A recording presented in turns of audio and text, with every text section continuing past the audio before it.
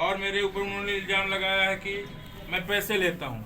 मैं ये सभी सीधी जिले के सभी वरिष्ठ पत्रकार यहाँ उपस्थित हैं, मैं आप सबको अपने गांव के लिए आमंत्रित करता हूं कि आप सब आए मेरे गांव, मेरे न रहने पे। मेरे गांव में एक व्यक्ति अगर कह दे कि अरविंद तिवारी ने कभी किसी से इन 15-20 वर्षों के राजनीतिक जीवन में कभी 1 रुपये लिया, मैं आप सबके सामने कह रहा हूं, मैं सार्वजनिक राजनीति से संन्यास ले लूँगा और ये भी इस्तीफा दे देगी। रही बात इसकी दिक्कत की, बात ये है ये भू माफिया लोग हैं। अभी तहसीलदार साहब गए थे, उनकी एक शिकायत थी कि आज तक बमनी में बहुत सारे सरपंच हुए, किसी ने शासकीय जमीन नहीं ढूंढा। अभी तक किसी ने शासकीय जमीन नहीं ढूंढा। सीधी खड्डी मुख्य मार्ग में 75 डिसमिल की जमीन, जिसकी कीमत आज 25 लाख से ऊपर की होगी, 25 लाख से ऊपर की होगी। शासन के एक दिशा निर्देश है कि ग्राम पंचायत आत्मनिर्भर बने, खुद आमदनी करें, उसी से अपना काम करें। जो 75 डिसमिल की जमीन है उसमें ग्राम पंचायत का एक प्रस्ताव था कि इसमें सामने दुकान बना दी जाए और पीछे विवाह घर बना दी, जैसे गांव के लोग गरीबों का भी काम होगा, ग्राम पंचायत कुछ आमदनी भी हो जाएगी। ग्राम सभा के भी हम तो मेंबर, हम लोगों ने प्रस्ताव रखा था।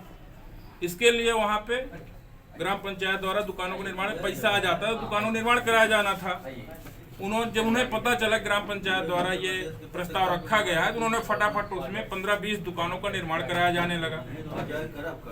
हम नहीं गए थे वहाँ पे, इसीलिए मैं नहीं गया था। इसको भेजा था, भैया तुम जाओ, तुम ये गई थी रोकने। इसे भी आप शब्द कहा था, तुम्हारे जैसे सरपंच मैंने बहुत देखा है, हम भाजपा के नेता, ये 3 तूफान बताया, उसकी बात बहुत कहने की जरूरत नहीं है।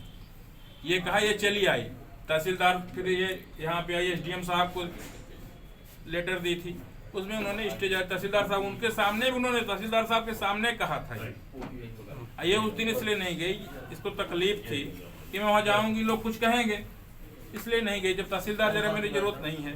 एक ये हो गया, मेरे ऊपर जो इल्जाम लगा, मैंने आप लोग आइए, मैं आप लोगों को आमंत्रित कर रहा हूँ।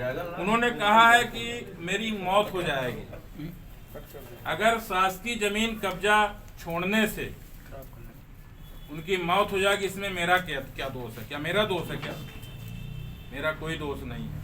और क्या शासकीय जमीन वो कब्जा किए रहेंगे तो उनकी मौत बच जाएगी? क्या शासकीय जमीन से उनके जीवन मौत निर्भर हो गई है? यही मुझे कहना था।